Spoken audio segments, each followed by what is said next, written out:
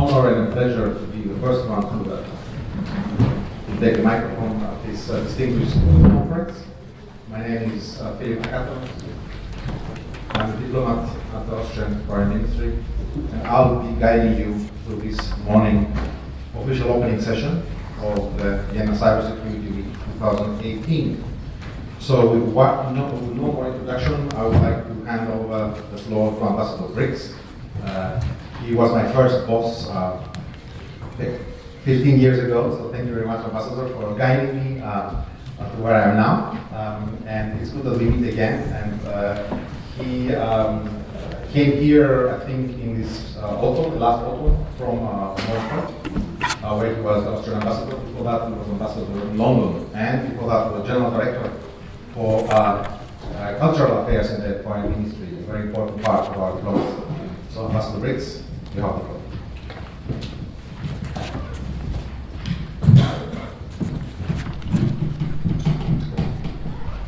Good morning. Thank you, Philip, for your kind introduction. Cybersecurity. In the 19th century, and I'm a historian, when the motor vehicles were introduced in the Habsburg monarchy, there was a famous story that in order to secure the roads, it's necessary to have someone walking in front of the motor vehicle with a lantern, warning people that something dangerous is coming. I tell you this at the very outset of the Cybersecurity Week, just to give you an idea that maybe we are in a similar situation. We are not sure what really the consequences of cyber will be, but we have the feeling that we need to do something. And this is what I understand the Cybersecurity Week is about. Getting a bit more of a clearer picture. What can be done, who can do it, and that we are living in quite a changing situation as far as understanding what cyber means and what the possibilities and threats are. This week, and I'm very thankful to the Energypact, the date of the initiative, the issue is critical infrastructure. And I think there is nothing more important at this very moment, because critical infrastructure security means that you have to talk on the one hand about diplomacy, you have to talk about the threats that come from government and non-government players who might have an interest in the critical infrastructure of other countries. And we're also talking about terrorism, and we're talking about criminal activities which are getting easier and easier, one has the feeling. I'm not sure whether this is right. So this combination of diplomatic effort and the technological side and the issues of criminal activities, I think will give us a chance to discuss many of the issues that are on the table. The Diplomatic Academy is happy to host the first 2 days, not only because we feel it's an important issue for all of us, but also because we at the Academy are at the moment thinking about developing special courses on cyber diplomacy, on digital diplomacy. We are thinking about introducing a Master of Advanced International Studies on cyber diplomacy, and we are in the period of looking for partners, international partners in doing this. And when we started discussing this is maybe for your interest, we found out that such a thing does not exist. It does not exist simply. There is no advanced international course which prepares students in a sort of diplomatic way for cyber activities. So I hope we are the first but not the last to do so. And this activities also this week is helpful also for our efforts. Thus, welcome from my side. I hope that we are not making the same mistake as the 19th century people taking the lantern in front of the motor vehicles. I hope that we are a bit farther than that, and I wish you an interesting Cybersecurity Week in Wien, and I congratulate the organizers for bringing you all to Vienna. Thank you very much.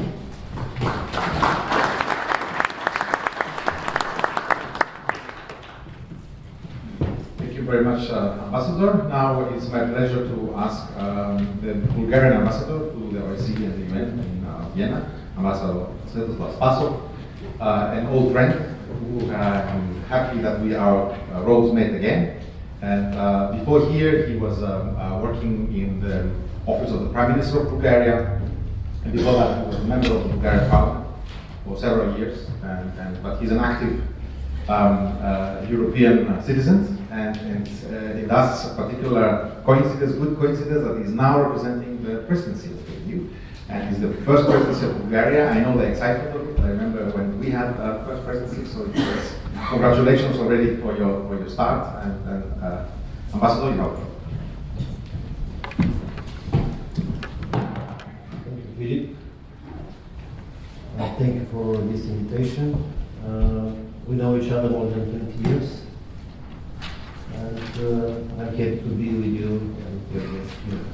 Dear Excellencies, dear Director of the Diplomatic Academy of Vienna, dear guests and participants, it's my pleasure and honor for me to speak at the opening of Vienna Cyber Week 2018.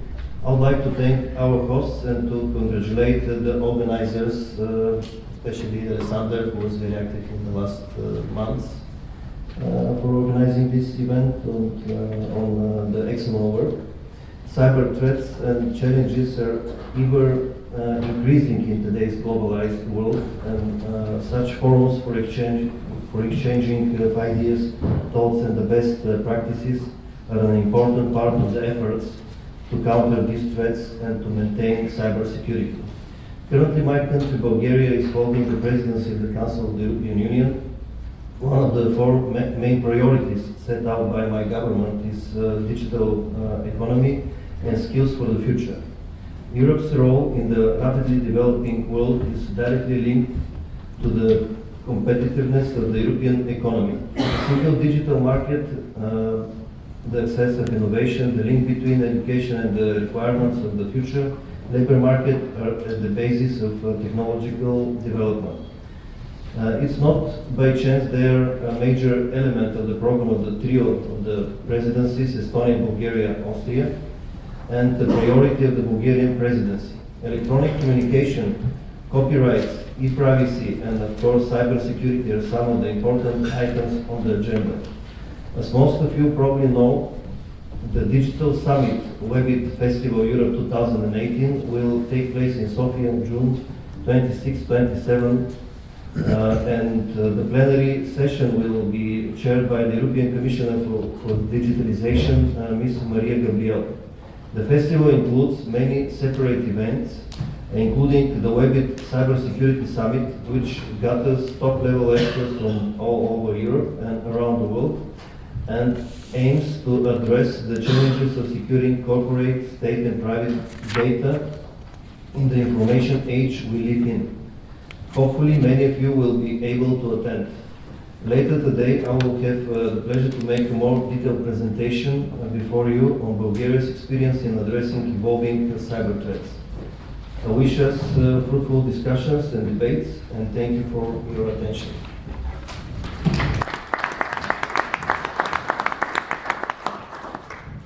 Thank you very much, Ambassador, and I know that you will have to leave in a while to attend the meeting, but you will be back, as the program indicates, to speak on panel.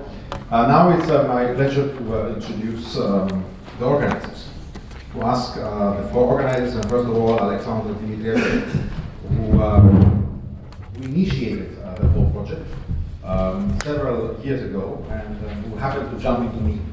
And I thought that that's something that Austria should take on board, and I'm very happy that you stayed committed despite some hiccups here and there.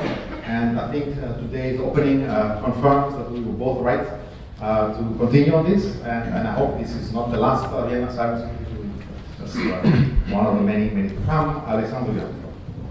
Thank you very much, Philip. Ladies and gentlemen, actually we are somewhere refugees coming from Switzerland to find a place where we can safely, with support of local authorities, organize an event like that. So it's paradoxal that we are coming from Switzerland to find heaven to to organize something on cybersecurity in Austria. So I'm extremely happy to be here, Your Excellencies, ladies and gentlemen, dear guests. It is my utmost pleasure to welcome you on behalf of the Energypact Foundation for the opening of the second edition of the Vienna Cybersecurity Week. While the first edition of Vienna Cybersecurity Week was conducted last February to coincide with the Austrian OSCE chairmanship, this is actually the third conference that Energypact led addressing the issue of energy security. In October 2014, Energypact conducted the conference Cyberspace, Energy and Development, Protecting Critical Energy Infrastructure at ITU headquarters in Geneva. This conference was significant not only in the topic matter, but also it presented the genesis of the Vienna Cybersecurity Week, including the partnerships with many of international and national organizations participating this week. This week combines 2 days of policy discussions here at the Academy and 3 days focused on energy, technology and security, led by AIT at the Techgate.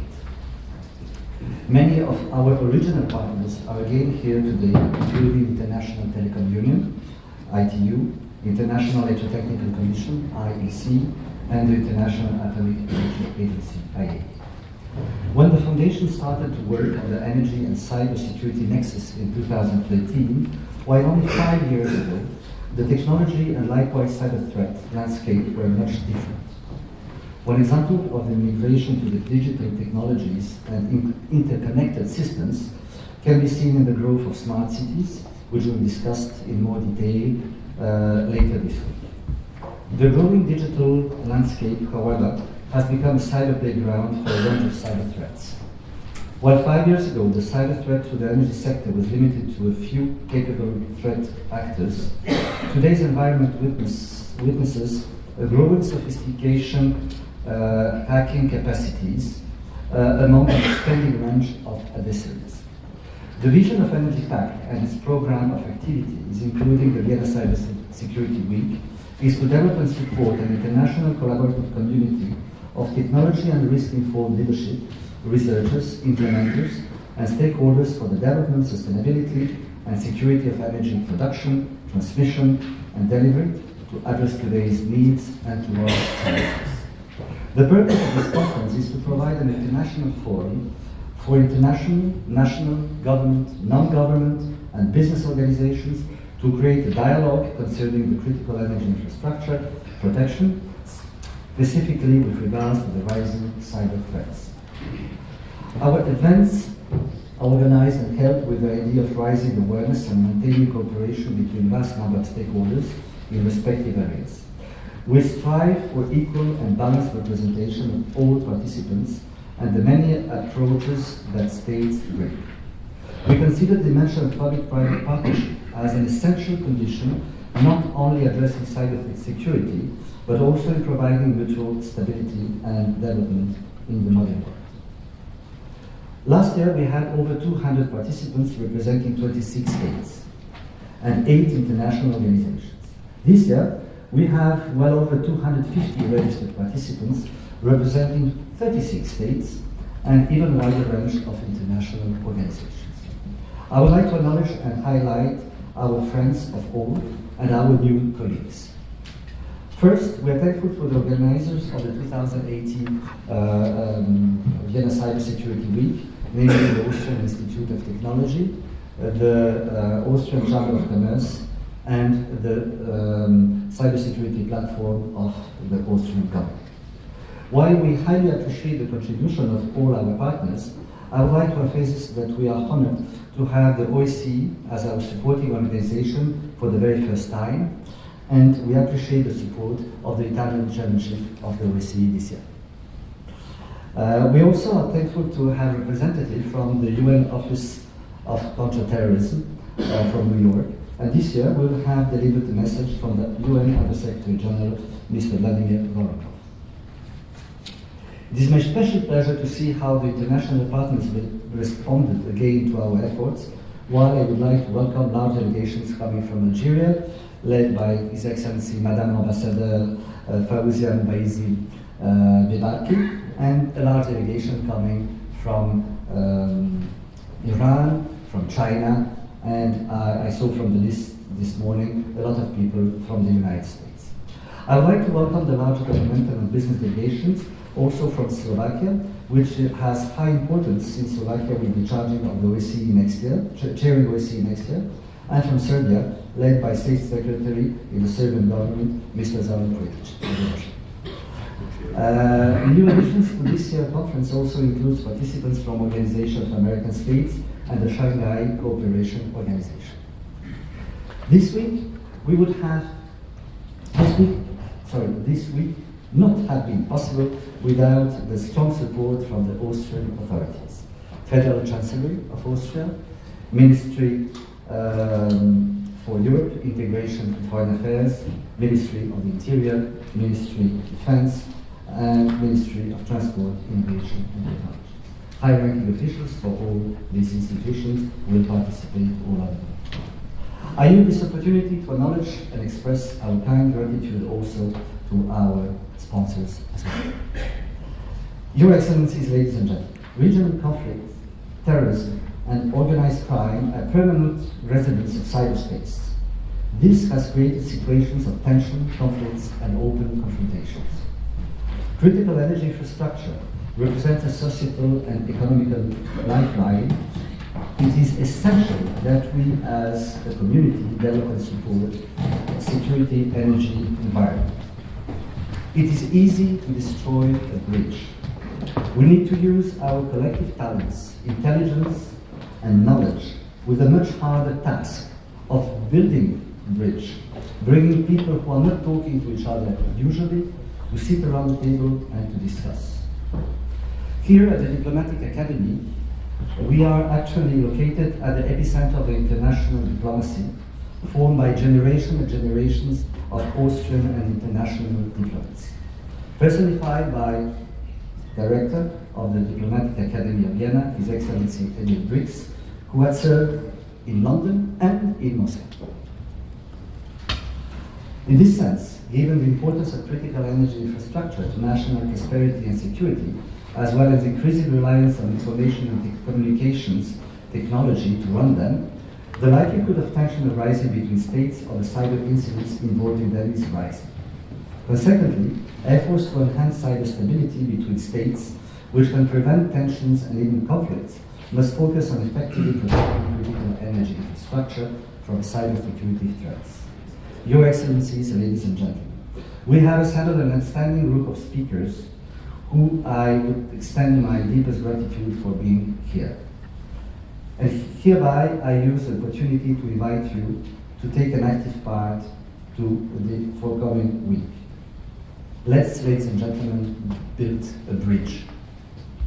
This is probably, as the Ambassador Brix said before, the most essential task that collectively the international community can realize if we are clever enough to understand that it's much easier to find a kind of minimum dialogue between all of us than to enter an unknown zone of potential conflicts and destruction.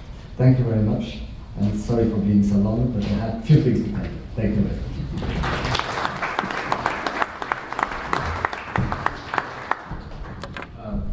Thank you very much, Alexandre Dimitrijevic, for these inspiring words. And actually, the partnership is growing as every minute, actually, due to the new reshuffling of competences. Now we have, I think, another partner, but I will introduce him a bit later on during this morning. Now it's my pleasure to ask Helmut Leopold, let's say our scientific brain here on this project. Helmut Leopold is at the AIT, Austrian Institute of Technology, where he's heading the Department of Digital Safety and Security.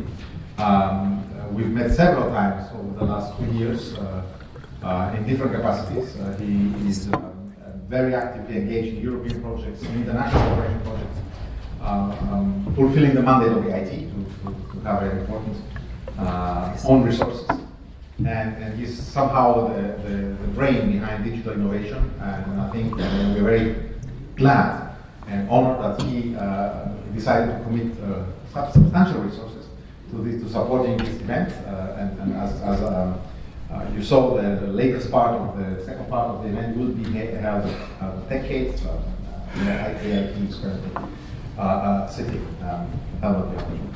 Thank you very much. Dear ladies and gentlemen, dear excellencies, it's a big honor for me as a representative of AIT, of the Austrian Institute of Technology, to host and to support you during this week. So I hope you will enjoy the whole week or parts of it, learn enough and have good conversation, achieving and supporting the goals that we have together. AIT is a kind of joint venture within the Republic of Austria, between the government and the Austrian industry. So we have a kind of joint financing. Already 10 years ago, in 2008, 2009, we initiated and we defined and implemented a new center, a center for digital safety and security, where I have the pleasure to be the head of and to manage with roughly 200 experts, highly leveled academic experts, to contribute to the new threat of the digital society, digital infrastructure of the future. Already 10 years ago, we anticipated that the digitalization goes with a huge globalization, and in a nutshell, from my point of view, our networks, what we build, our communication infrastructure, from my point of view, are becoming not one of the critical, are becoming, or is already, the most critical infrastructure for our societies, our nations, our economy, and our living and working together. So we created the Institute of Technology, so we can build some technique to solve the problem. That's the starting point of looking for solutions, I think. But clearly understanding it's not at all enough, and we cannot ever solve by just technical solutions the threats of tomorrow and the problems and the challenges of tomorrow. The mission statement of our institute is to develop new technologies based on the anticipated and elaborated or known in advance threats which will come to us. So we're anticipating technological developments which we create and build all together in this disruptive and innovative changing world, based on the threat understanding, trying to build solutions, technical solutions, but even more, it's not even possible to use and to operate useful security solutions when we don't have processes, capabilities within the organizations, but also in the infrastructure, in the stakeholders running the organizations, and lastly also by the national governments, by the agencies supporting, building the framework for our infrastructure operation, infrastructure architectures, and operation running them. And finally, since we build a global infrastructure, there is no solution that one country alone will be able to solve the problems of the future. So it's our mission statement also to contribute to awareness building, to training, to demonstration of threats, but also of solutions, altogether that we are building one critical infrastructure in our globe that will support our way of living together and our business and community and living and working together. So in that sense, it's besides the technology development, a big mission statement of us supporting the global and industrial, but also governmental discussion in the cybersecurity context. I hope we can contribute to this effort. I'm really lucky that all of you came to Vienna, and hopefully we can establish Vienna as a key element in the global fight against cybercrime, cyberterrorism, and protecting our infrastructure. So I wish you a good success and good luck for the whole week. Thank you very much.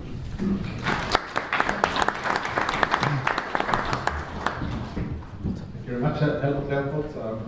Now we come to the next partner, co-organizing partner, the Austrian Economic Chamber, Advance of Austria, represented today here by Rudolf Thaler, who is heading the manager for Africa. He's strongly his participation here. It's a good choice, I think. I think he just came back from LA, so he has a bit more global, actually, global horizon.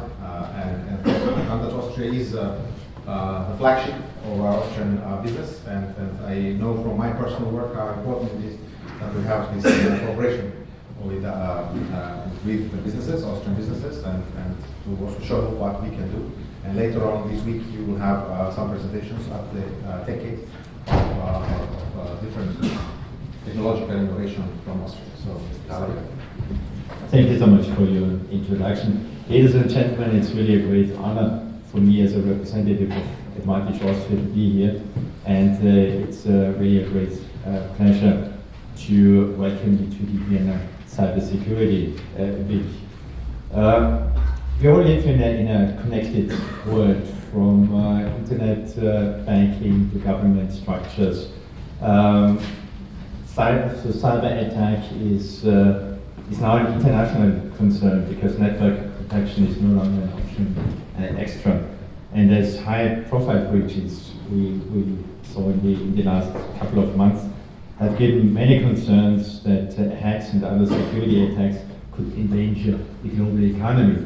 So if you add up maybe commercial losses, public relation issues, disruption of operations, negligence claims, there are figures that the cybercrime cost of the global economy, it sums up to around $400 billion per year.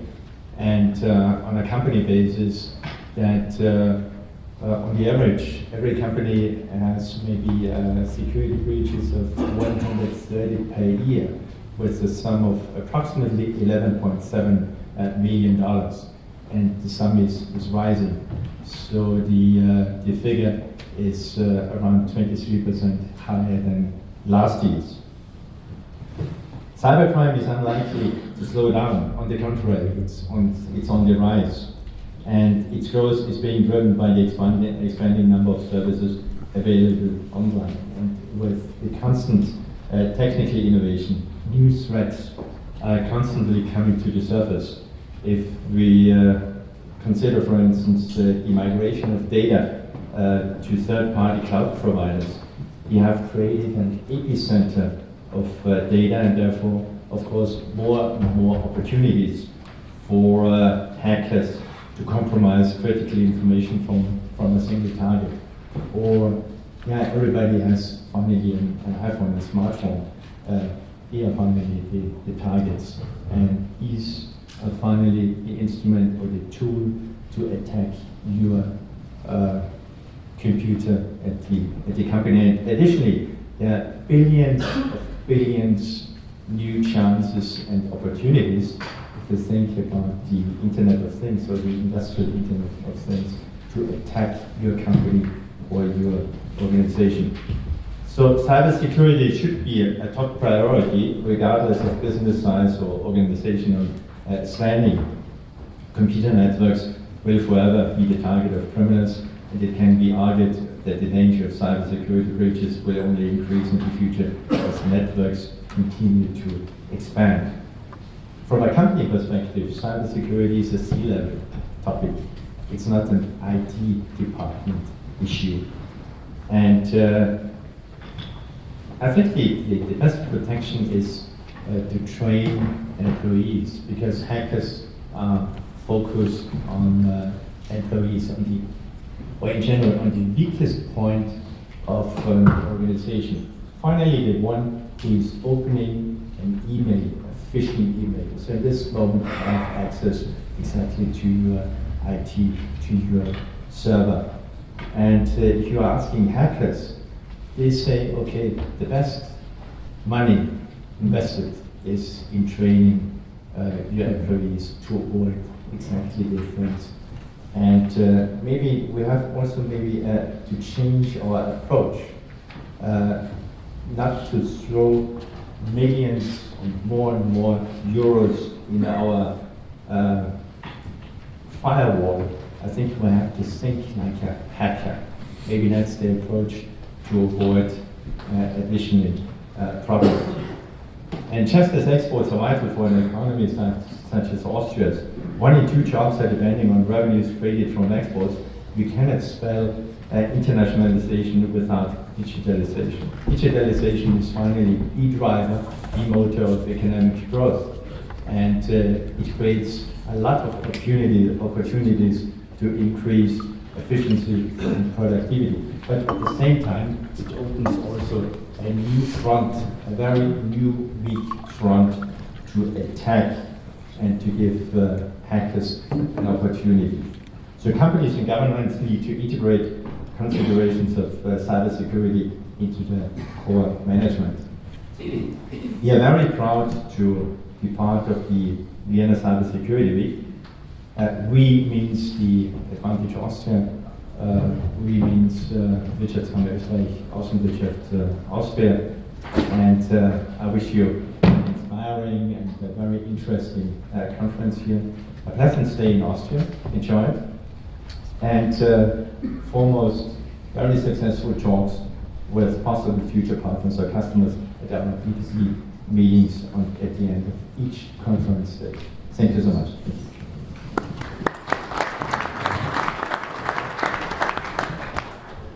Thank you very much, Alan. I am the fourth organizer, the Austrian Cybersecurity Platform. Private-public partnership. Thomas Stubbins is the chairman of the platform. He is a specialist, and he has a long career as he was a CIO of Raiffeisen before that, and he now represents also Austria in different European fora of where cybersecurity is discussed. I think it was high time that we have a European cybersecurity organization who will be represented here in this conference. But now, Thomas. Phil, dear Excellencies, dear distinguished delegates and guests, I very warmly welcome you here today on behalf of the Cybersecurity Platform of the Austrian government. The Cybersecurity Platform was established in 2015 following a key requirement of the Austrian cybersecurity strategy, demanding to bring together public and private actors on arm's length, as it was written in the strategy. So one of the main purposes of this cybersecurity platform was to create a platform of dialogue between key stakeholders of the private sector, providers of the critical infrastructure, and public authorities. And since 3 years, we're doing this very successfully, bringing those stakeholders across industries and sectors together, working on topics like legal and regulatory requirements, standards, capacity building, awareness, and many other topics which are very relevant for this topic, shaping the future of our societies and well-being.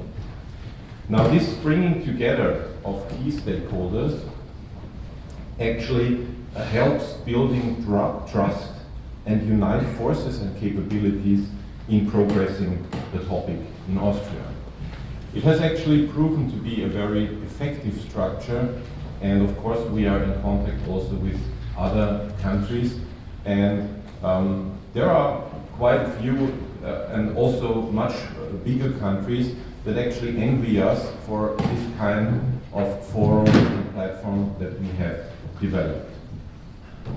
Now, when we open the second Vienna Cybersecurity Week here in this wonderful diplomatic academy, this is actually what this honorable group of delegates and speakers will do in the next 5 days. We are going to open a platform for international dialogue for this crucial topic. And we will bring together stakeholders to exchange knowledge and points of views. We will work on creating mutual trust. And we will try to identify effective ways to improve the resilience of our society against cyber threats. So, ladies and gentlemen, if I may put one thought at the beginning of this conference, it is one of the success factors that the cybersecurity platform always had. And this is, even though we have a lot of players from different companies, sectors, and also political actors, we always manage to keep the cybersecurity platform uncompetitive and unpolitical, keeping the cyber topic for the sake of itself, solely in the interest of our society, our well-being, and our future. And if we manage to put this thought and this goal also in the spirit of this conference, then I think we already have achieved a lot. So in this respect, I'm very thankful to Mr. Dimitrijevic and his Energypact Foundation that they have chosen Vienna for the second time to be the cyber capital for the next 5 days. And I'm very pleased that the Cybersecurity Platform may act as a co-organizer and contributor to this. So I all thank you for your coming already now and dedicating your time and expertise to this event. And I wish you 5 valuable and very inspiring days. Thank you. Yes, I'm very pleased that we as the Cybersecurity Platform are invited to be the co-organizers of this event, which is now happening already for the second time in Vienna, to make Vienna the capital of cyber, at least for 1 week in this year. And I'm really overwhelmed about the broad participation here in terms of participants, but also of countries which are present here. And that's for me a very good sign that people are really willing and interested to come together to discuss this topic in an unbiased and uncompetitive way to progress the topic in the interest of our society and our well-being, because in the end that's what it's about. Cyber and digital is the future, and we have to make the decisions now to bring that on the correct path. And I think this conference can really contribute to that goal in a very good way. So I'm really thankful for Energypact to organize that, and I'm looking forward to a very good conference, and I hope that this format will continue also over the next years.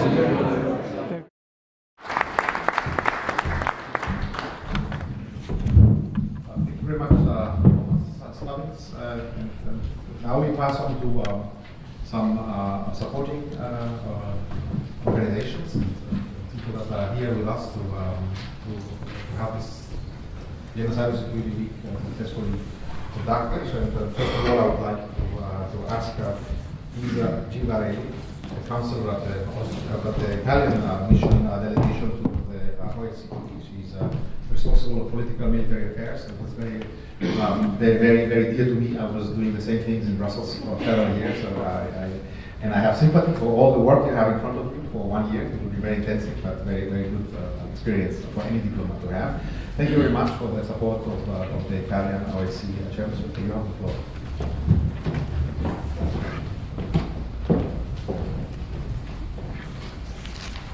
Good morning, everyone. I'm extremely pleased to be here representing the Italian chairmanship of the OSCE for 2018. I thank the Diplomatic Academy for hosting us, and I thank Energypact and all the organizers for inviting me here today, and for your continuous efforts in fostering discussion on the protection of critical infrastructure. I look forward to intense and fruitful debates during this Cyber Week, which is becoming an important appointment. As we all are aware of, ICTs are becoming more and more important in our lives. They provide immense opportunities for development and are a driving factor for social progress and economic growth. And at the same time, they entail risks. We can't ignore them. When it comes to cyber attacks, we may think that they embody rather abstract effects without a clear-cut impact on the actual security of citizens and of our societies. On the opposite, cyber attacks or incidents entail real risks and have physical effects. Damages to critical infrastructures may cause loss of lives, financial costs, and other damages. Cyber attacks or incidents need to be faced through the protection also of critical infrastructure. From a policy perspective, the protection issue should always have a national and international component. In the international arena, the OSCE is playing a unique and pioneering role in enhancing cybersecurity among its participating states. In only a few years, we were able to adopt a number of confidence-building measures to reduce the risk of conflict stemming from the use of ICTs. We focused on increasing transparency among our states and enhancing cooperation, also with the aim to mitigate effects of cyber attacks, cyber incidents on critical infrastructures. The OSCE CBMs may be considered a cybersecurity milestone at international level. One of the main challenges now is to implement them in a meaningful way. Italy, as current chair of the OSCE, is deeply committed to that. We encourage analysis on how to improve the implementation of CBMs and plan to organize a high-level conference on cybersecurity in Rome in autumn. It will serve as an opportunity for states, technical experts, providers, and the academia to discuss major cybersecurity concerns, including those related to the protection of critical infrastructure. In addition, we plan to organize a crisis management tabletop exercise on a fictional cyber attack involving decision makers as well as experts, thus fostering political and technical cooperation. In doing so, we will build on the achievements of last year's and previous chairmanships, such as the Austrian one, which was very active last year in strengthening confidence building, especially in the field of cybersecurity for critical infrastructure. We will also build on the results of the Italian G7 presidency, in which cybersecurity was a priority. The Lucca Declaration on Responsible Behavior in Cyberspace encourages states to cooperate when critical infrastructures is subject to malicious ICT acts, and also to report ICT vulnerabilities and share information on available remedies to limit potential threats to ICT-dependent infrastructures. All these commitments need to be fulfilled: effective public-private partnership, raising awareness at political level, and regular exchanges of views among all stakeholders in the field of cybersecurity. This is the reason why we highly value occasions such as the Vienna Cybersecurity Week. I wish you a fruitful discussion, and I thank you.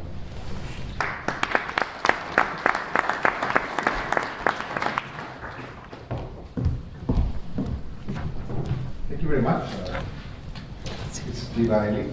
Now it's my pleasure to ask a representative of the ITU. As you heard Alexandre Dimitrijevic say, they were the first partner of Energypact back in 2014 already.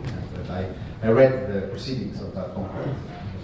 Without that conference, we wouldn't be here today. So thank you also for that. And it's my pleasure to ask Jaroslav Ponder, head of the Office for Europe of the ITU, to take it, please.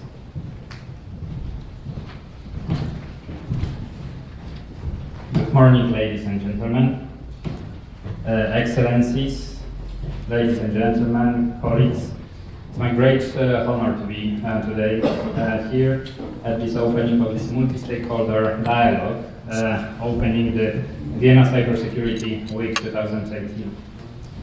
ITU is very much proud to support this important activity.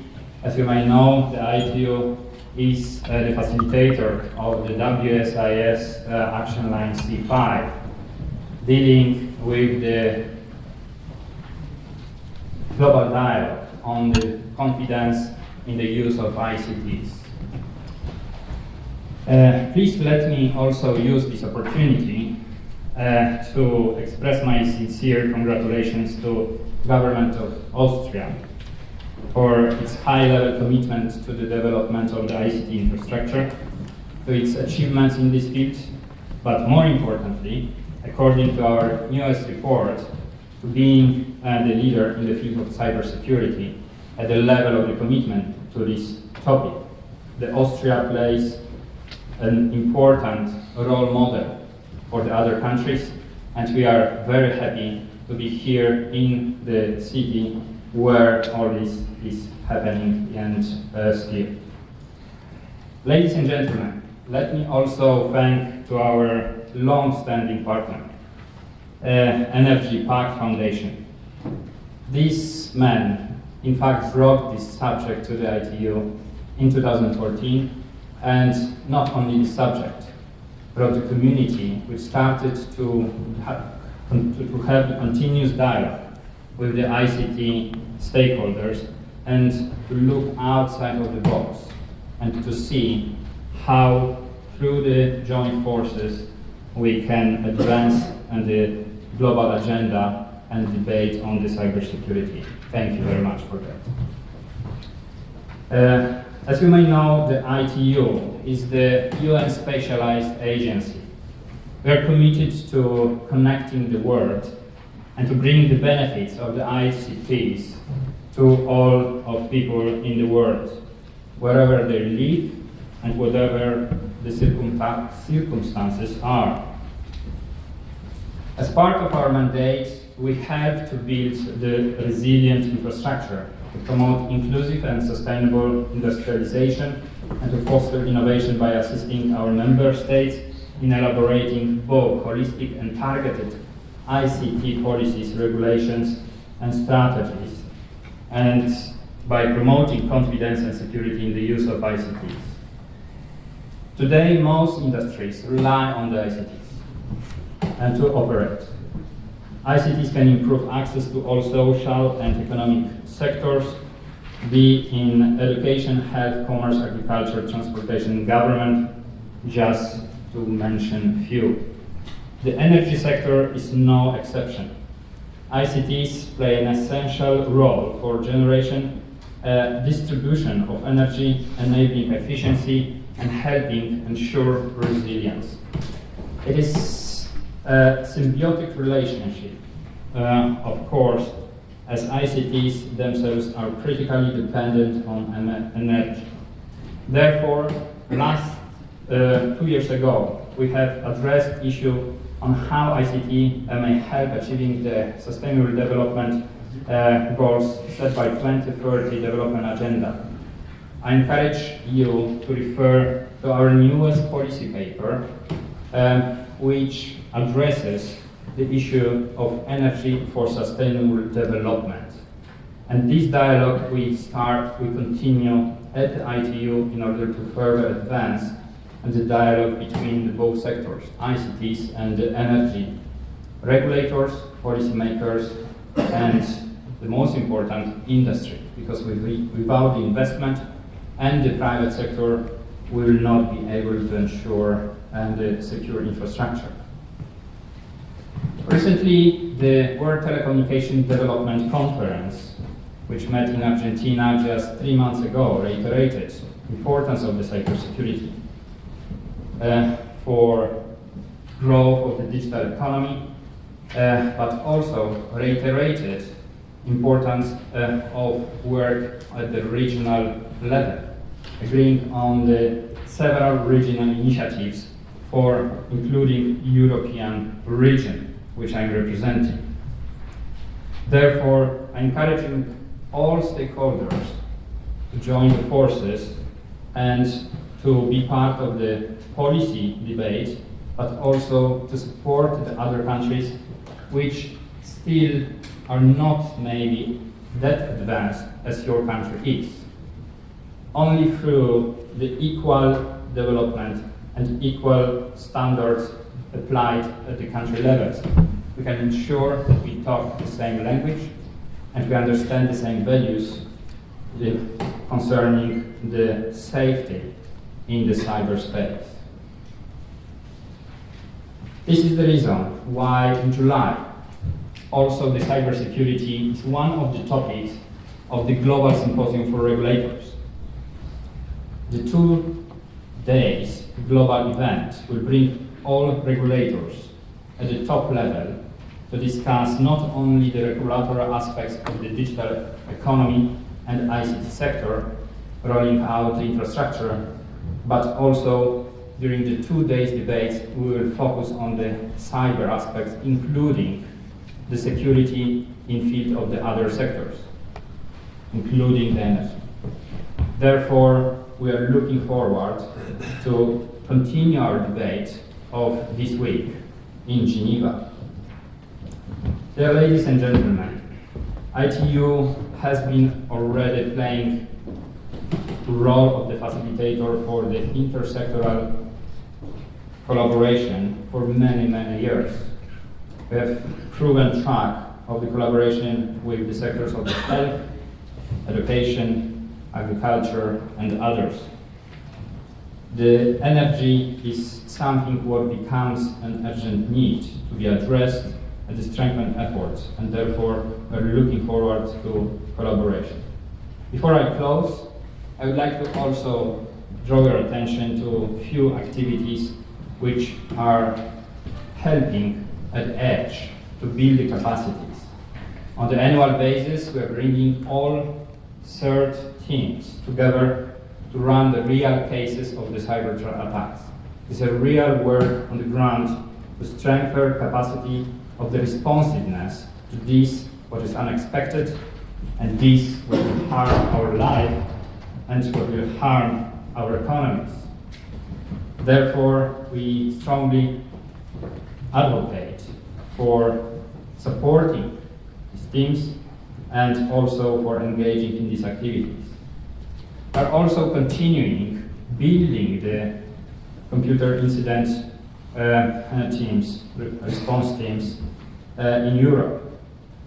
Just shortly we'll be launching one in Cyprus, and the others will be established this year in the Western Balkans. We are continuing to track the cyber readiness of the countries. Therefore, your responsiveness to any kind of the queries is not only academic exercise, taking your time. It helps the policymakers to make the decisions right. Therefore, we're calling one more time for your collaboration at the regional level and the global level. The ITU is an open organization, not only open with the doors, but also with the mind for the new ideas, and our relationship with the Energypact is a proof of this, that something what was just an idea became something really essential what influences the global level policy making. So closing, let me thank you very much to all stakeholders being here, and we're looking forward to collaborate with you in the future. Thank you very much. My name is Svetoslav Spassov. I'm heading the ITU office for Europe. We are very happy to be here as the supporting partner of this Vienna Cybersecurity Week, which is an important multi-stakeholder platform for discussing the cyber issues, and more importantly, cyber issues in the sector of the energy. So therefore, we encourage all stakeholders to join our regional efforts in the work on the cybersecurity, not only to develop the policies and strategies, but also to look for the practical solutions, how to address the incidents which are harming our life and harming the economic development.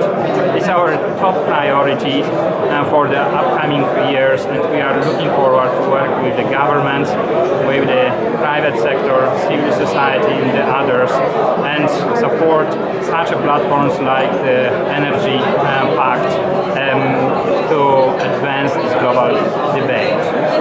Of course, upcoming days will be very exciting and will build capacity of not only European member states, but also of those who are dealing with those important subjects at the country level in the other continents, and that's why this is even we're more happy that this transfer of know-how of the best practices and trade solutions can be also facilitated at such a forum like this one. So we wish all the stakeholders nice time here, but also we wish very productive and fruitful meetings which should foster our collaboration in the future. Thank you very much.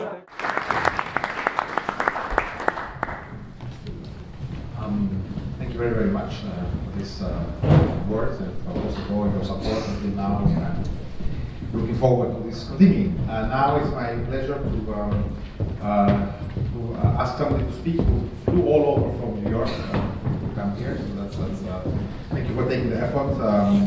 Mr. Yilmaz Senior Yilmaz is here on behalf of the Undersecretary General Vladimir Voronkov, who is heading the office of Counterterrorism in New York. So he has a personal statement to deliver. So please.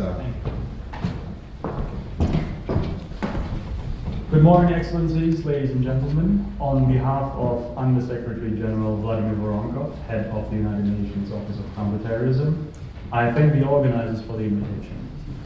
Mr. Voronkov asked me to convey his best regards to all of you. I will be reading his statement. As the challenges to cybersecurity and critical infrastructure increase, I applaud the government of Austria for its leadership on this issue and for organizing the 2018 edition of the Vienna Cybersecurity Week. Terrorists have been skillfully misusing the internet for their purposes. This includes incitement to violence, spreading propaganda, recruiting young people, and planning attacks. Fortunately, we have not seen a cyber attack by terrorists with large-scale effects in the physical world. However, if the developments in the area of organized crime are any indication, terrorist groups too may develop the necessary skill sets to launch harmful attacks. The downward availability and affordability of complex technology does not bode well. What today is considered advanced technology that is only available to state actors may in the near future land in the wrong hands of terrorist groups and violent extremists. There is therefore an urgent need to support member states upon their request in their efforts to prevent such attacks. The new United Nations Office of Counterterrorism, established by the Secretary General, intends to make a qualitative difference in our support to member states by bringing leadership, mobilizing resources, and developing, together with UN entities at headquarters and the field, a coherent and well-coordinated one UN framework to counter terrorism and prevent violent extremism conducive to terrorism. Support and assistance for the member states are key words in this area. There is an urgent need to enhance international cooperation on cybersecurity and the misuse of the internet by terrorists. That is why the UN Secretary General will convene the first ever UN Summit of Heads of Counterterrorism Agencies of Member States in June this year. The summit will include a thematic session on strengthening global action to prevent violent extremism by engaging youth and preventing the misuse of new technologies and the internet by terrorists. I look forward to the active participation of all member states in this summit.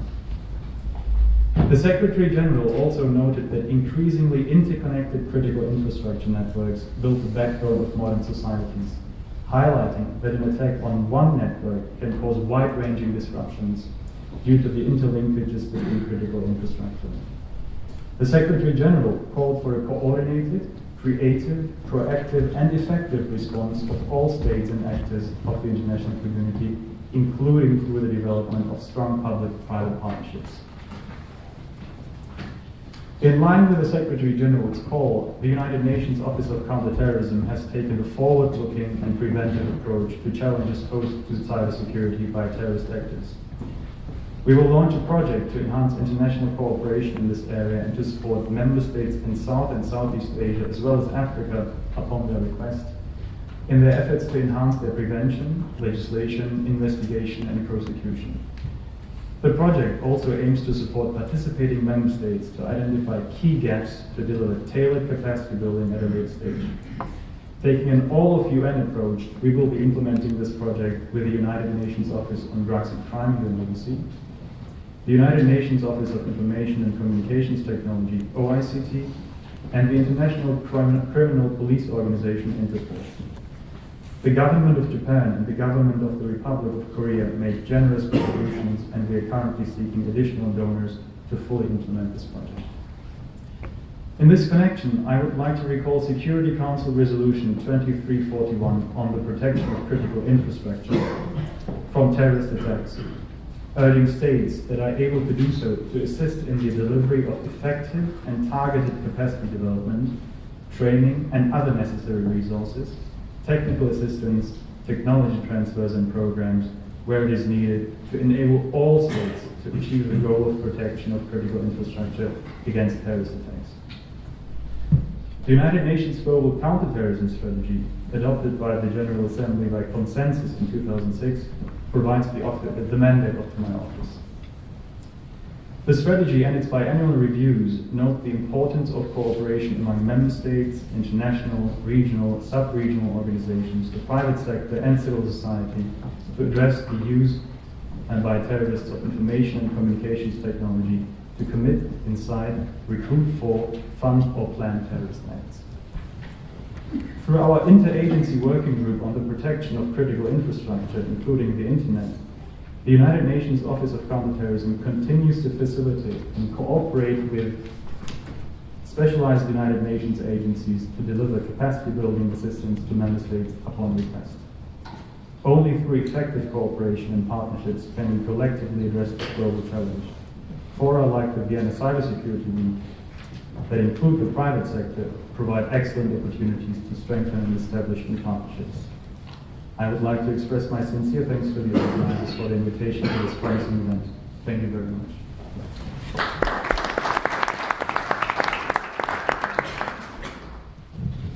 Thank you very much, and please extend to the Undersecretary General warmest thanks and regards for this conference. Now it's my pleasure to ask ahead of a very large delegation. In fact, they are coming for the second time to our conference with a large delegation.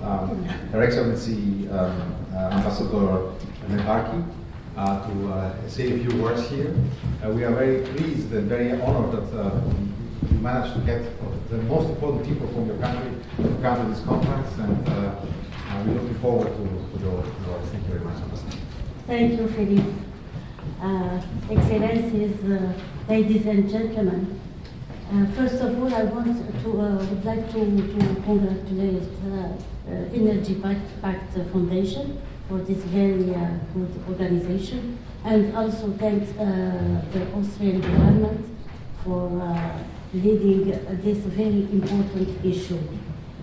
I am particularly pleased to address you on this second edition of the Vienna Cybersecurity Week, dedicated this year to the protection of critical energy infrastructures, an issue of utmost importance for my country. Both energy producers and consumers, since security of supply depends in the first place and on the security of production and transport infrastructures.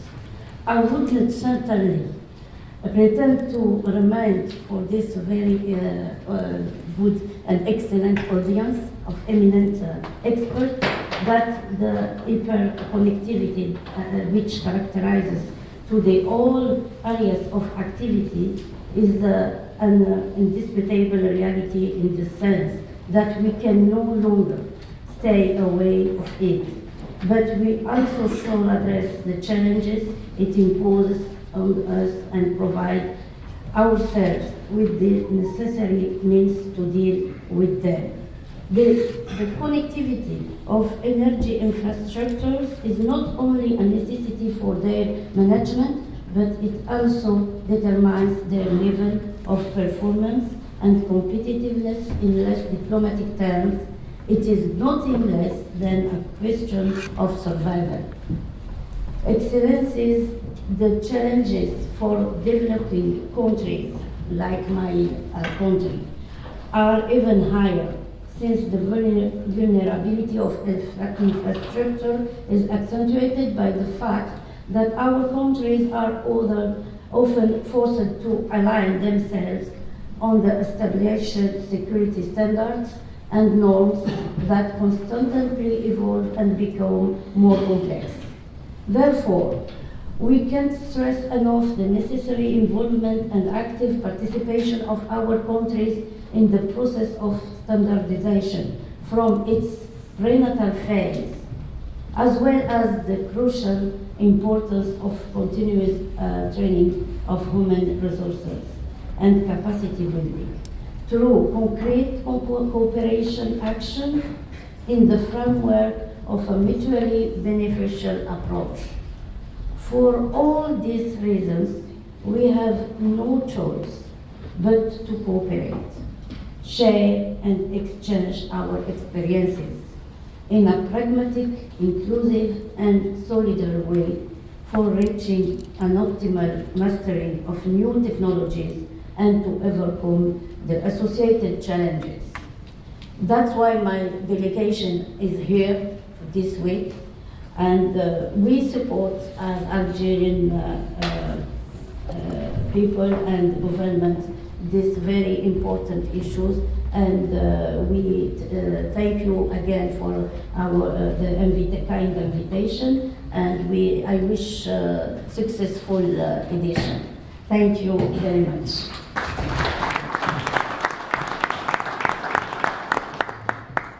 Merci beaucoup. Thank you very much, Your Excellency. In my introduction in the beginning, I told you that the partnership is growing as we speak, as this conference evolves. So it's my pleasure to ask Mr. Wolfgang Ebner, recently appointed Deputy Director General of the recently created Ministry for Digitalization and Economy. There is a new government, there is a new priority on digitalization, and that's this is a signpost that is a specialized ministry on this subject. So it's my pleasure. You are an expert from the IT, actually from IT security, so actually you know what we are talking about. Thank you very much, sir. You have it. Thank you. Excellencies, ladies and gentlemen, thank you for this warm introduction. It's a pleasure for me to transmit you the best wishes and greetings from Ms. Margarete Schrambeck, who is the Minister for Digitization and Economy. It's as already mentioned, it's a new ministry. It was created now in this legislation period under the government, also to highlight the importance of the topic of digitization in Austria and also as well in Europe. Digitization is only working with security. It was already mentioned by Mr. Thaler, and I really liked your expressions to this topic, that digitization is nothing without cybersecurity. It is a topic of utmost importance.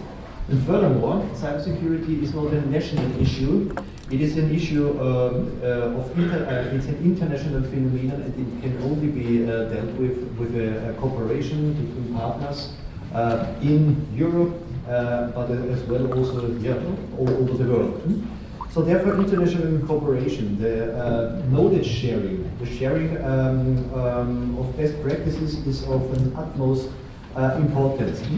That's why also the Austrian presidency that will take part in the European Union in the second half of this year, building on the topics and issues that are already dealt now by the Bulgarian presidency. There will be also a highlight on the topic of digitalization as well on cybersecurity, and I can mention already now a conference that will take place on the 26th of September. It's an in-government conference taking place in Vienna. Besides, of course, all the activities that are dealt with in Brussels and everywhere else. And there will also be the day before a CAO meeting, as well as other specific smaller conferences, but this one will be a larger conference in Vienna on how we will deal with the topic of digitalization as well as cybersecurity.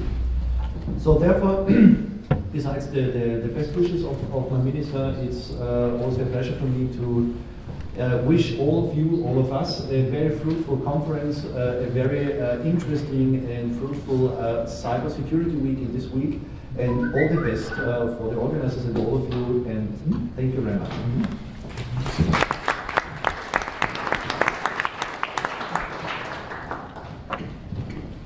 Now my job is almost done, almost. It is now my honor to ask His Excellency Mr. Svetoslav Spassov, who has been a Minister of Defense, has been a Minister of, has been a member of the European Parliament, and has agreed to help Alexandre Dimitrijevic in the Energypact, and it will now take over. And he will address this audience and also introduce the final speaker.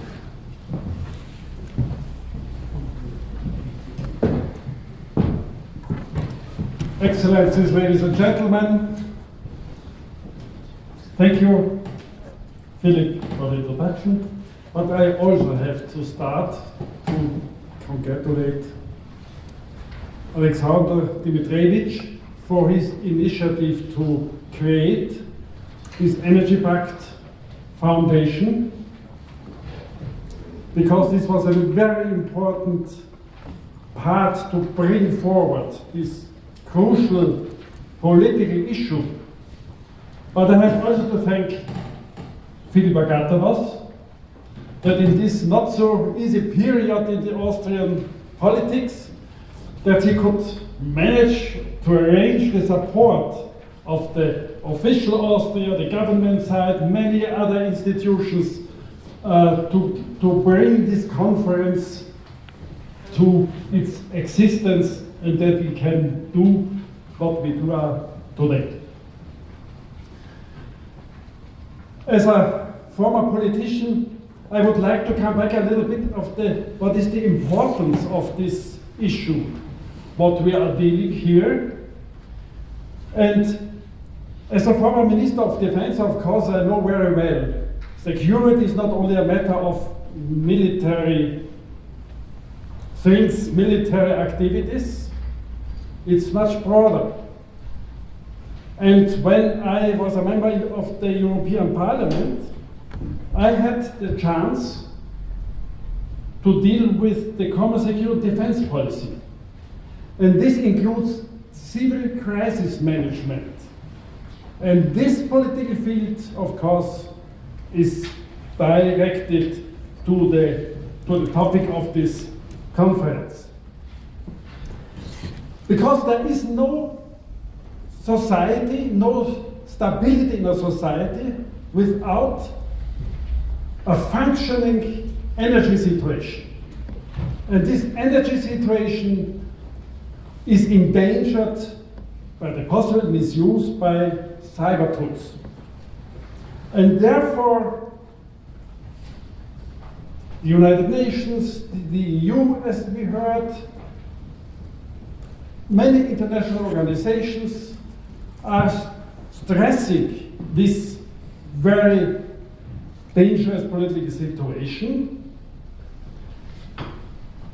However, the capacities and the will of the level of the states, of the countries, to deal with this danger is rather limited, and so are the results so far. But all this to tackle this challenge needs not only, as it was mentioned just now, the international cooperation. Of course, this is in this field out of question. But what we need is the will of the countries, of the states. And this has to be stressed, particularly in Austria, where sometimes politics is understood again in a kind of renationalization. But in this field, energy security, there is no chance to get through this period of dangers without international cooperation on all levels. The states are very important. And to support of the public, the awareness of the public, that there is a threat, this also is a task for the national political communication and even education. So the national level is of greatest importance in support of the international situation and the international needs to fight cybercrime and terrorism and so on. So the nation level is important, and therefore I'm very happy that we are not only here representatives of international organizations and so on, we have also one very important person here, and I greet Zoran Predic. He is the Deputy Minister for Energy and Mining of the Republic of Serbia, and this is also a country in a in an area where crisis is something a little bit about. And so I'm very happy that we have the opportunity. What is your approach to this story? And so I invite you to take the floor and to have your speech.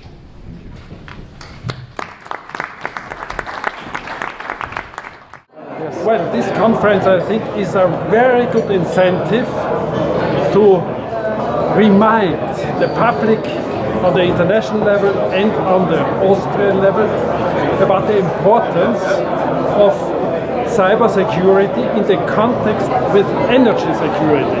And the importance is that without energy security, no society can have stability. And this energy stability is very easily disturbed by cyber war, by terrorist use of cyber tools and so on. And this is really a very, very heavy burden for the modern societies, because without these structures on the national level to fight cyber war, cyber terrorism and so on the national level, and of course on the international level.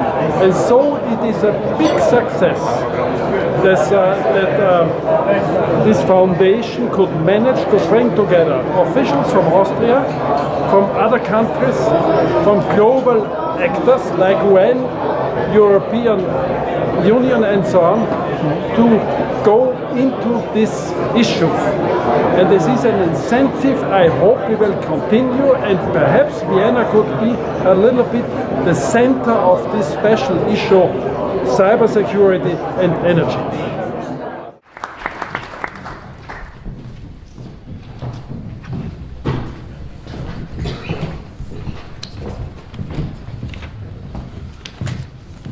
Ladies and gentlemen, Your Excellencies, distinguished participants, good morning to all of you.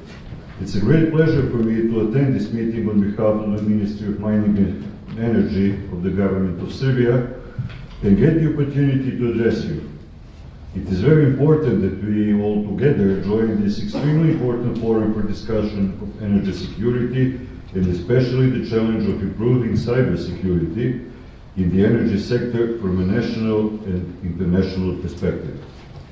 First of all, I would like to sincerely thank the organizers, the Energypact Foundation, WKO, CSP Austria, and the Austrian Institute of Technology, for organizing such a conference and providing the opportunity for expert discussion and information exchange about the extremely important issue of the protection of the energy sector from cyber attacks.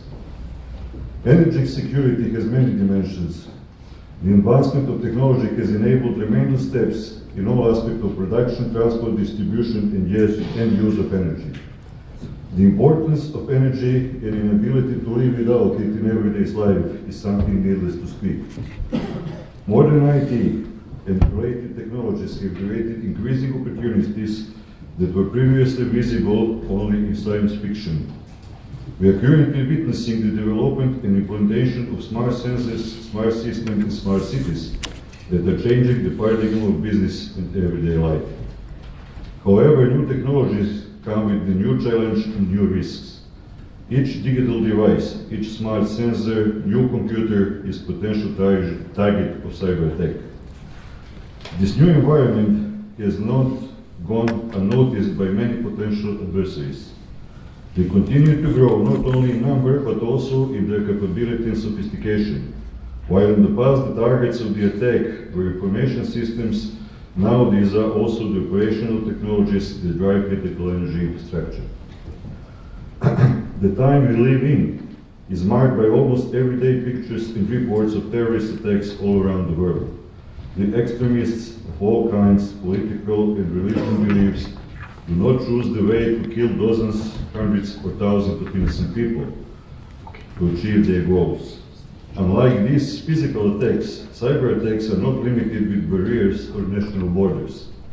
They can be carried out at any moment and at any place from a vast distance, and material destructions as well as the number of victims could be much higher. The enemies, they don't have faces, they don't have names. They don't have pictures or fingerprints in the official documentation. They don't need visas, which we too much talk about nowadays, just to remember. In Serbia, the awareness of the potential danger of cyber attacks is growing up every day. We are fully convinced that the energy sector represents a serious potential target because it is heart of every state and every economy. Our energy companies are making great efforts to provide the most up-to-date protection of their infrastructure and thus protect millions of end users from possible consequences. In October last year, in cooperation with European Organization for Security and Cooperation and our domestic institution, we had a very useful practical conference exercise held in Belgrade.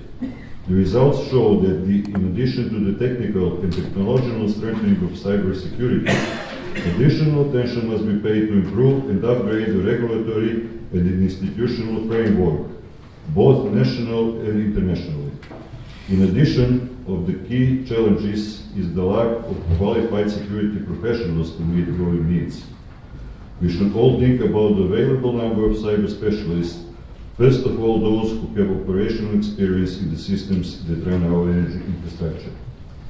Cybersecurity is not only a matter of state, it is an international issue that requires cooperation and partnerships and unity of efforts not only between governments, but also industries and organizations. In the future, a number of activities are needed to promote awareness and partnership to develop protection against cyber attacks. Cybersecurity as well as energy security are processes that need to be constantly evolving and adapted to new technologies in order to have an adequate response at any time for a credible and dynamic adversary. We must continue to promote and support activities such as today's event in order to achieve common understanding and to find answers to new challenges in front of us. In addition, I believe that the hard work is ahead of us in order to improve our capacities to develop more cybersecurity experts in the energy sector.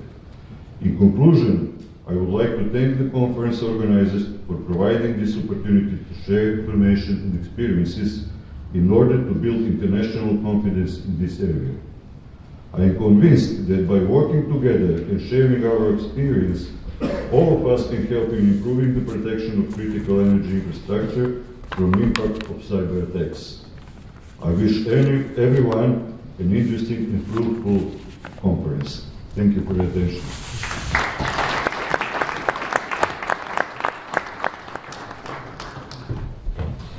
Thank you very much, Your Excellency. Before concluding this opening session, I would like to give briefly the floor to our colleague, Mr. Graber, from Advantage Austria, because the people that came here, they came here to discuss, but they came also here to exchange possible business ideas. So you will explain how this modality works, so please. Yes, dear Excellencies, dear ladies and gentlemen, I want to ask for your attention for another 60 seconds.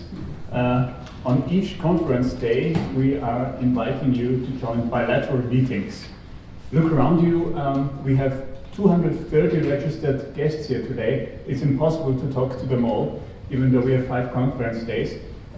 For that reason, we opened up a bilateral meeting website where you can create your own personal profile, let other participants know what you're interested in, what you're offering, and check out if there's maybe a person among our participants that fits your needs. You must have all received an email with a link where you can register and create your profile. If you did not, please ask our colleagues from the Energypact Foundation outside to let you know the link. I look forward to see you all at these bilateral meetings that take place every day, 15 minutes after the last sessions end.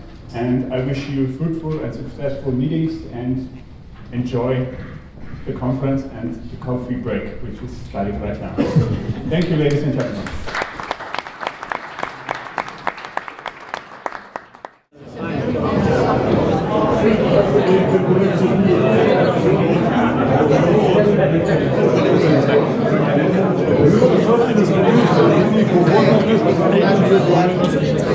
Może se za nas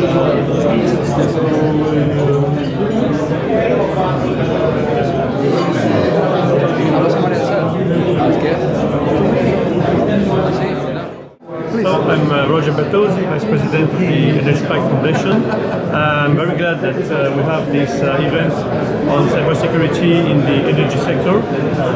I think it's very important for also public diplomacy to make sure that beyond political and business circles, the very issue of cybersecurity is better understood by the civil society at large, because today cybersecurity is a holistic issue on which almost every aspect of human life depends. The energy sector, of course, is the foundation of almost all human activities, but when it comes to environment, to health, to any other aspect of life, cybersecurity in the age of Internet of Things, of social networks, of digital world in which we're all immersed, is a critical component, even I would say, of the security of human rights, because cyber attacks have a very major disruptive potential, and therefore they threaten the very existence or maintaining or continuity of the rights on which our social life is based. So beyond the issue of conflicts, beyond the issue of security, it is the whole approach of how we can sustain a dignified life in our, I would say, postmodern societies that is also at stake with securing the world through good governance and cooperation in the area of cybersecurity. And that's why this Cybersecurity Week, with a wide range of issues, ranging from technology to diplomacy, is so important and opens a very innovative debate. Thank you. So for me it's quite a pleasure to be part of this event. I think it's absolutely important that these kind of events capture the attention of a large part, not only of the population, but especially of the people which are responsible to bring cybersecurity to the critical energy sector. And we all know that cybersecurity is a growing threat. We all know that we need to invest more time, more energy, and especially more investment in human resources in the future to make sure that these threats are dealt properly. This is a starting point for many people. This is a great place not only to listen to people, but also to meet partners in organizing, in creating structure and creating new opportunities. So for me it's great to be part of this movement and great to have been able to help with my skills and my knowledge the organization of the conference.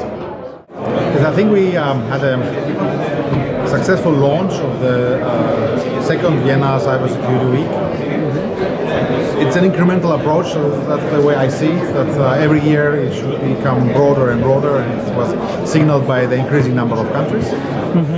And I think we are now it's about having a forum of dialogue.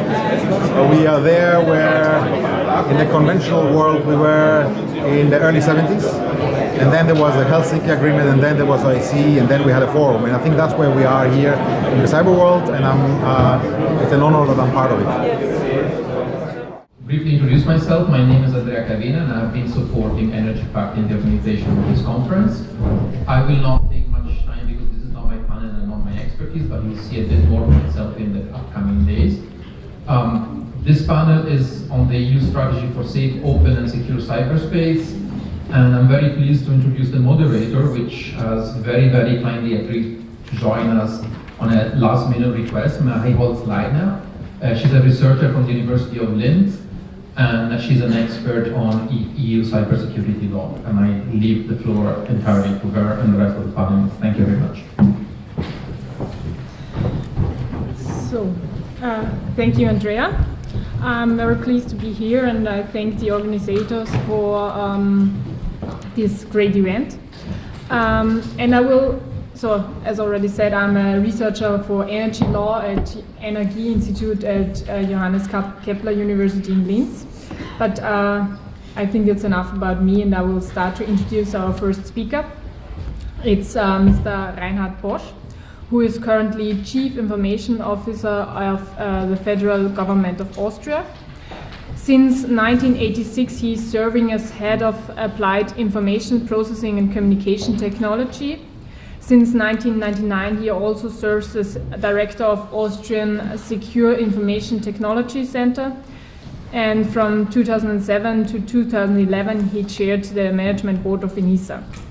He holds a PhD degree in technology and mathematics and was appointed as full professor at Graz University of Technology in 1984. He has plenty of years of research experience on networking, computer security, smart cards, and innovation advances of e-government.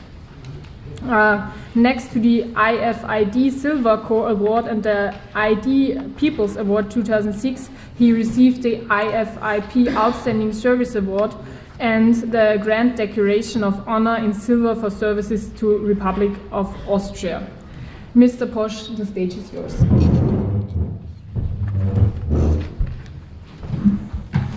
Good morning, ladies and gentlemen.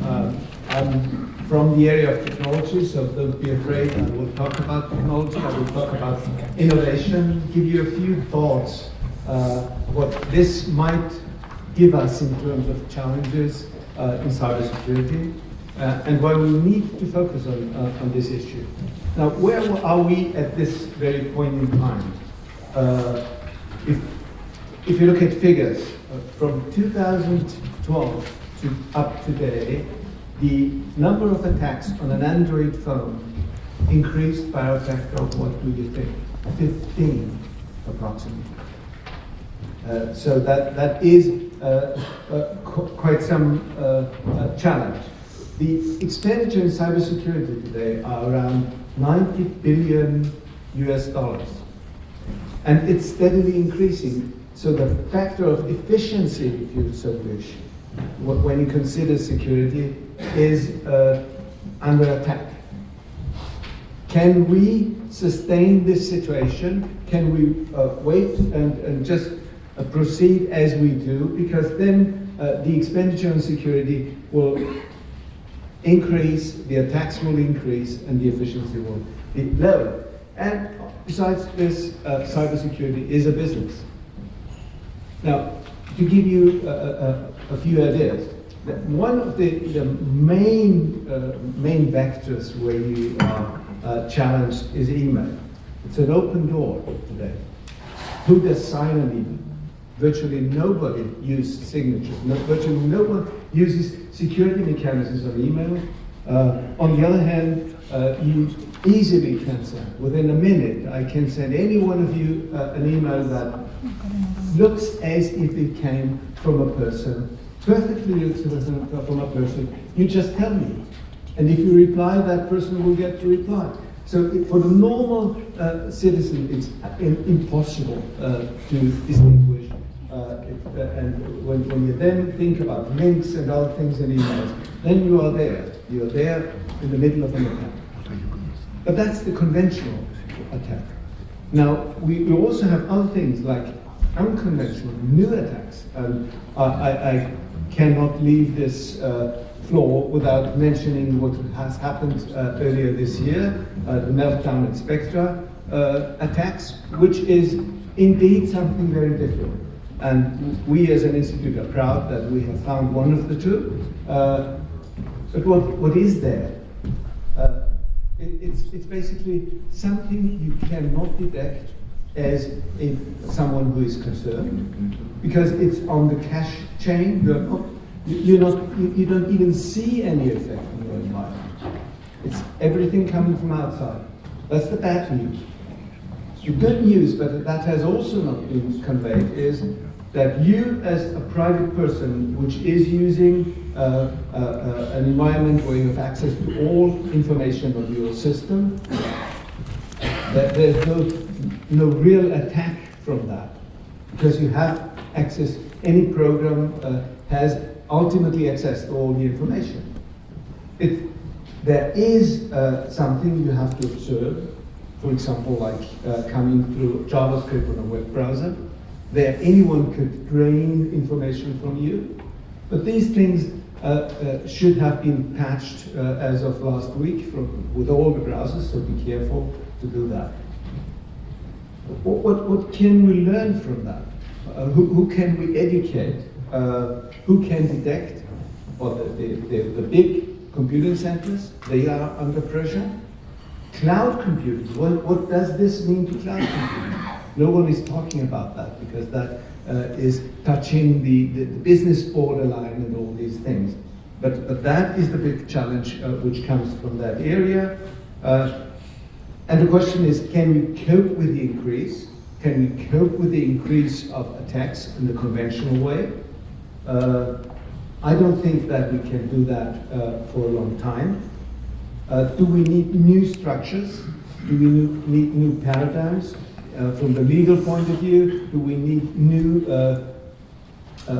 perceptions and regulations? And how can we cope with that unknown? You know, this is happening every decade. If you go back like 10 or a little more years, we had this differential fault analysis and these things which, you know, totally turned upside down the world of smart cards. Because every smart card before 2004, you could just read the keys by observing from the outside. Now, right now we have a similar situation. Everything which is done in a shared environment, unless you have the countermeasures in there, which are very complicated, as we've seen, because they touch the performance, etc., etc. And you have recently seen that Intel even said, no, don't do that patch, that has flaws as well. Can we cope with the unknown? That's a really complicated issue, especially in a very stable and conservative environment like energy. You cannot exchange from A to B within weeks and months. We have seen that in the medical area, where UK had to stay with Windows 8 because the services and the devices were not certified for anything else. Still, they knew that the attacks are there. And the same thing happens with any of those things where we need a better coordination between the knowledge, between the research, and between what is done on the certification issue, who can use things, etc., etc. All these things are based on cryptography. All the measures which are there to fight things are based on cryptography, be it the signing of an email, and therefore it's very important that we see this benefit and the need to have it in the banking sector, to have it in the private, on HTTPS, etc., etc., and that we do not weaken this one. At the same time, we have to demand and the need to have a lawful interception where it is needed. So we have to think about ways which are compatible with those paradigms. Otherwise, we will have the bad guys going the wrong ways, which are prepared by a weakening of cryptographic approaches. But also there, we keep seeing sudden changes, like the 10-year, once in 10 years. Quantum analysis, not quantum cryptography, but quantum computing, could change totally our view on cryptography, but that's not in sight over the next decade or so. Also, all these things are based on mathematical problems that are imperfect in the sense that they are not proven to be hard enough. There's no way as yet, and it's not expected that there will be sometime in the future a way to get around, like an RSA, because it's the NP complete, what have you. But it could be. So we need to research on alternative ways which are robust against quantum attacks, which are robust against mathematically possible, thinkable attacks. Research is, and you will not be surprised that I'm asking for that. Research is very important in that area as well. When it comes to cryptography, we have to differentiate between security, privacy, and confidentiality, and that is always melted down in one pot. Now, finally, I'm not giving a long talk. Finally, I want to focus on one thing which is very important at this point in time, at least to my view, which is the Internet of Things. If you go to the internet and buy a computer. You get a computer which includes Wi-Fi, permanent storage, reasonable processor, analog digital, digital inputs, what have all the things you need for IoT for approximately €1.5, including postage. So you just order it for €1.50 or for €2, you have it in a 3 weeks' time at home. At the same time, you see things like recently this LG vacuum cleaner or other things which are accessed from the outside, and you can view through the camera of this vacuum cleaner. You can do things with your refrigerator, with what have you. And we do not have only 1 or 2 of them like we have on the phone. We have many of them. You might have 10s, 20, 100 of such computers, even in a private home. This gives an ample view for the criminals to offer services like who is at home, who is not at home. If they could sell on a platform for €50 who is not at home, that would be a disaster. And we are just preparing for that because we are not doing any structures, any regulation in that sense that is preventing. For example, saying if somebody asks you to open your router in terms of incoming ports, you become a service provider, then this one should also either educate you appropriately how you then do it, or be responsible for that, in at least part of it.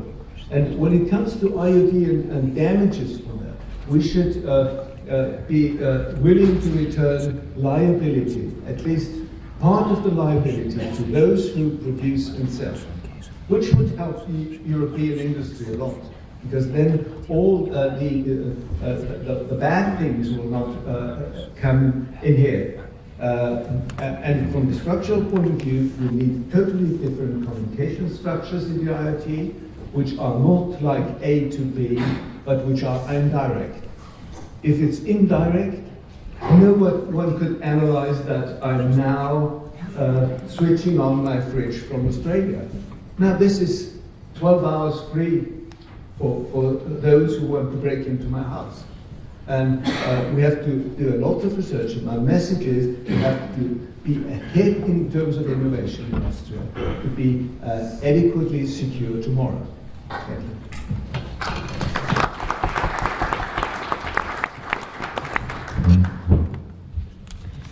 So, thank you, Mr. Bosch.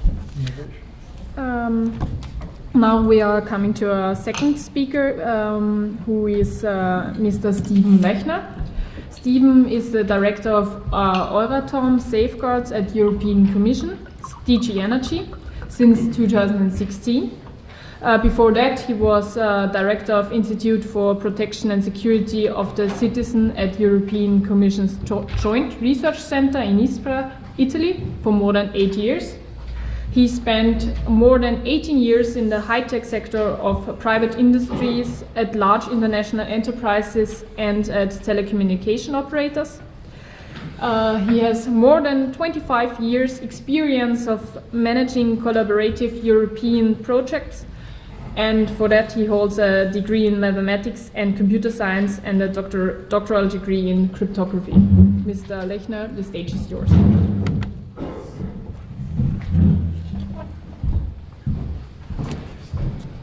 Thank you very much, distinguished guests, ladies and gentlemen. Let's now come to the European Commission perspective on cybersecurity. We have heard that cybersecurity does not stop at national borders, and that's absolutely true. So in principle, a global effort could be desirable. But the multinational effort gets more complicated the more legal systems, platforms, governances are in the game. So at the European Union, at least we have a union where we have a common agreement and common understanding how legislation works. And therefore the European Commission, as the part of the European Union that's making proposals, has issued a new cybersecurity package just in September last year. That package is about new powers for the European Network and Information Security Agency, ENISA, but also about cybersecurity certification. But I wanted to quickly explain how it relates to energy, and how it can relate to energy, and I wanted to also quickly explain the considerations behind it, from development from the EU Cybersecurity Strategy of 2013, and the Network and Information Security Directive, which is in national transposition currently. So the European approach is something that understands that we have a common market in Europe that is big enough to ask for a particular support and to ask for a special governance of cybersecurity. Collaboration is one issue, and we started off with this. The Cybersecurity Strategy of 2013 has the ambition to make the EU digital marketplace the safest in the world. I should say the most secure, actually. But this ambition is not easily met. The first approach that we have done is just collaboration and asking those who are running our networks, who are running or operating our critical infrastructures, to report and to put their heads together and to collaborate with the authorities. This is a traditional standard approach how to foster collaboration and bring things to the surface and to exchange. But it will not be sufficient. We have not addressed yet the idea that whoever is doing cybersecurity and whoever needs to operate their network safely can have awareness, have a good understanding, be well trained, and they will still be bound to technologies that they're buying from outside Europe mostly. We're purchasing technologies from the United States, and we see that over years there has been a process or flaw that is affecting all of the operator systems that are not so flawless as we heard from Professor Poch already, and they're also coming from outside the EU. They're spending billions in purchasing Southeast Asian technologies in all different Internet of Things devices in mobile phones, and they're inheriting all the different IT security flaws that are in the products, and we might or might not know about them. So the political approach is, don't forget about the supply chain. Don't forget about where we're getting all the IT that we're purchasing for our currency that is talked badly about at those who are taking it with pleasure, and then leaving us behind with a standard IT security or non-IT security product. So let's see that we can go into an approach where we look into certification, where we look into a common European level, a higher level that can then support the strategic approach of 2013 better than only getting those that are bound to our territory operating our critical infrastructures and then have to suffer the pain of having additional legislation. No, that can't be the end of the story. So the September package is looking into security certification, IT security certification for IT products. But what does it mean for the energy sector? The European Commission has worked quite a lot, and we have worked in energy to find out, is one size cybersecurity for all correct or not? Does the energy sector have specific requirements or not? We have worked in the cybersecurity group of the G7 in the energy sector. We have spent the Digital Day in Rome on the 60th anniversary of the treaties. And finally, the clear statement is, you can't kill cybersecurity requirements in the energy sector with standard means, because there are at least three specific ideas in the energy sector. One is real time. We got circuit breakers in the energy sector that need to react so fast that you can't just add an additional cryptography protection on them. Otherwise, your circuit would still be closed when it needs to be interrupted. So these things get a command which will not be authenticated, and they need to react immediately. The standard approach is just put some crypto overhead will just not work. The second thing is, you cannot just prevent cascading effects in energy networks as easily as you might do in the telecommunications sector or in other sectors like the internet, where you have a different architecture. The internet was laid out architecturally for robustness.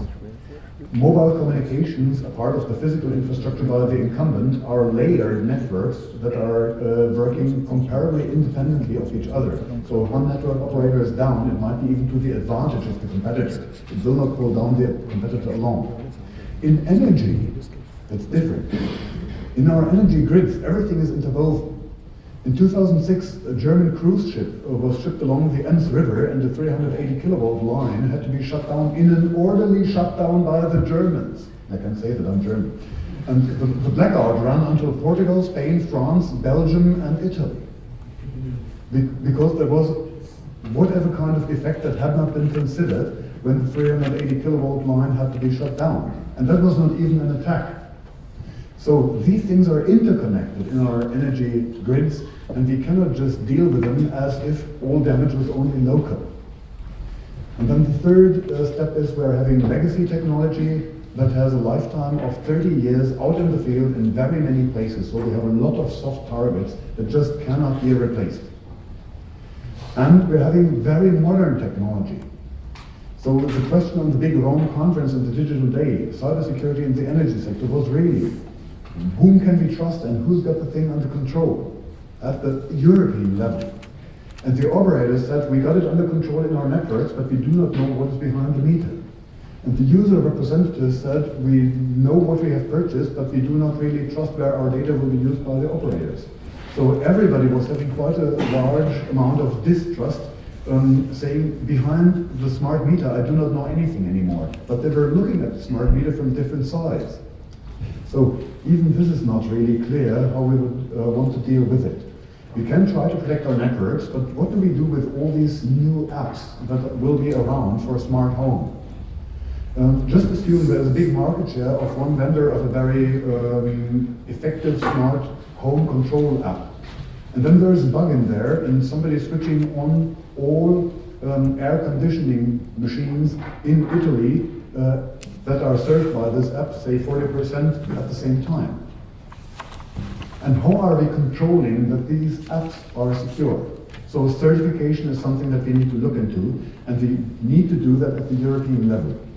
I was told vendors will not supply a particularly secure version for Europe. But then why do they do for China? I mean, I can't understand that. We have a common market. We are a commercial power as a world region. And we have a legislative framework that enables us to frame these things correctly.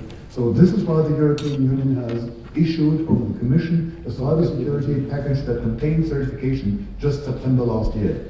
And this is why President Juncker's 5 main objectives for 2018 have one in there that is related to cybersecurity. Follow up on this package. So my story here, we cannot ignore the technologies that are shipped into our market and bringing all along these security flaws that then we have to deal with. We have a common approach already on sharing information, and we can pursue that even further. And I'm very grateful to the Austrian voices around here that have said that needs to be an international effort. Thank you very much. And we can not deny that the energy market indeed has particular requirements. In the cybersecurity package, we have anchored from the Director General of Energy already sector-specific requirements, and we're working with the colleagues in the current European Commission to work them out better, to give guidance to the energy sector, how to better protect themselves with the specific requirements. Thank you very much.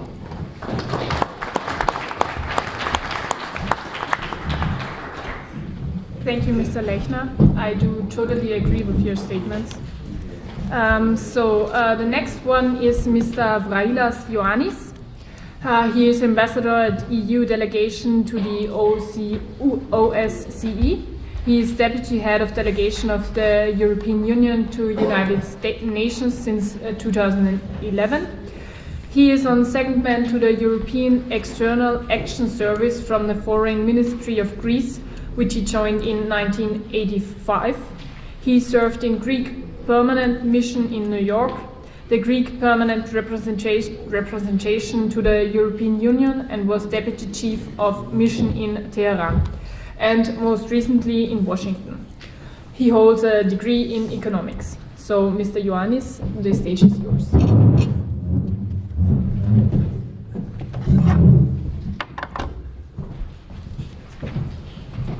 Thank you very much for this introduction. We forgot to mention that I'm probably the person who knows the least on these issues here in this room. The permanent representative is proverbially the jack of all trades and master of none, and in fact I'm almost humbled to be in the midst of so many connoisseurs of the issue. I tried to escape my participation, but my good friend Philip Arafanos and President Dimitrijevic would have none of it. But these are very important issues, as the two previous speakers highlighted. These are issues on which the European Union focuses with increasing attention. But I would not say too much on the energy sector. I would like myself to underscore what we're doing in the fields of diplomacy and defense, in order to ensure the best coordinated approach possible of the EU and its member states, and in our interaction with the other international actors. You're aware that of the very ambitious cyber package which was adopted last September, the joint communication, the idea being to try and build on the existing instruments, come up with new initiatives in order to beef up our capacities, bolster our action in the fields of deterrence, in the field of defense, in the field of resilience, with an emphasis on capacity building, on how to respond to malicious cyber activities, and also again, how do we cooperate with our international partners. This work, which is very much steered by the European External Action Service, it focuses on 8 strands that I will quickly run through. First of all, a very important principle is the freedom of expression and the freedom of access to the internet. This is something that we keep emphasizing to our interlocutors. First of all, because of the obvious socioeconomic benefits that derive from it, but also, most importantly, because these two freedoms are very much in line with what we stand for, human rights, democratic values. A thing that we also keep reiterating is that under no pretext should access to the internet be restricted. We have cases, and you're probably aware of them, that very often some governments will have the tendency to invoke terrorism as an excuse to limit those freedoms. So this is a very important principle that we take into account. Secondly, how to ensure a coordinated approach on international security issues. And in that, first of all, we at the EU and the member states, we need to make sure that international law, the agreed norms, are implemented, that we abide by them, but we also expect others to do the same. The same goes for the confidence building measures. And here at the OSCE, we've been doing a lot of good work in the last 4 years on confidence building measures, be it on transparency or on cooperation.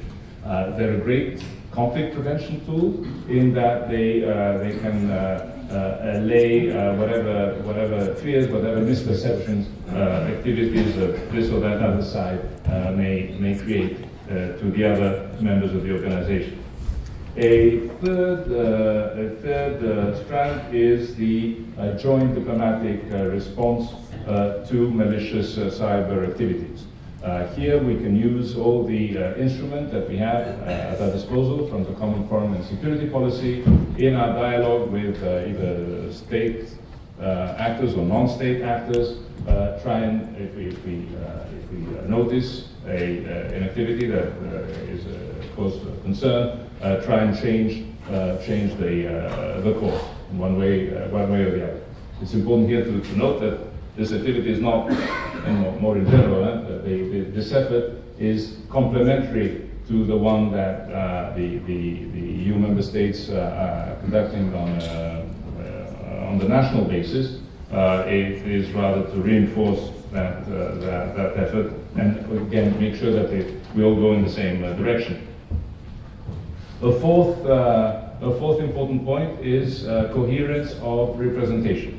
We have we conduct structured dialogue with several countries: the US, Japan, South Korea, India, Brazil, China, on cybersecurity issues. We also have regular dialogues with all the main international organizations, the United Nations, the OSCE, Council of Europe, Organization of American States, the African Union, and it is important that we stay in touch, compare notes, learn from one another, and try to improve our collective performance to the challenge, so that we can face the challenges more effectively. Coherent EU policy articulation on the internet governance, because internet governance involves so many actors, society, NGOs, think tanks, academia. Again, it's important that we remember that, and that we, the private sector, that we try to factor in all the various respective contributions, responsibilities, so that we can be more effective. We attach, that's my sixth point, we attach a lot of importance in strengthening the capacities of third countries. We used the instrument Instrument for Peace and Stability to promote the implementation of the Council of Europe Convention on fighting cybercrime, known also as the Budapest Convention. But increasingly we're using either regional assistance programs or bilateral assistance programs to increase the capabilities of the third countries in fighting cybercrime. We are also bolstering our own cyber defense among the 28. Everybody dealing with security and defense issues that is involved is actively participating in the effort, whether it's the European External Action Service, whether it's the European Defense, the EDA, whether it is the European Security and Defense College. Again, the idea is to try and strengthen the capacities of the EU member state, achieve better results in terms of through training, through exercises, through education. Make sure that whatever we do on the civilian military crisis management front is there's good synergies with the EU policies, and also that we promote a good international cooperation, not least with NATO. NATO being my eighth and final point. There's extremely good interaction between the two organizations, between the EU and NATO. First of all, there's a technical arrangement between the EU CERT, which is, if I'm not mistaken, it's the Computer Emergency Response Team, and the NATO NCIRC, NATO Computer Incident Response Capacity. We also, between the two organizations, we're trying to promote interoperability so that we can profit, can mutually benefit from it. Try to make sure that we mainstream cybersecurity in our crisis management efforts, including factoring it in the planning and conduct of civilian missions and military operations. We will try to achieve the best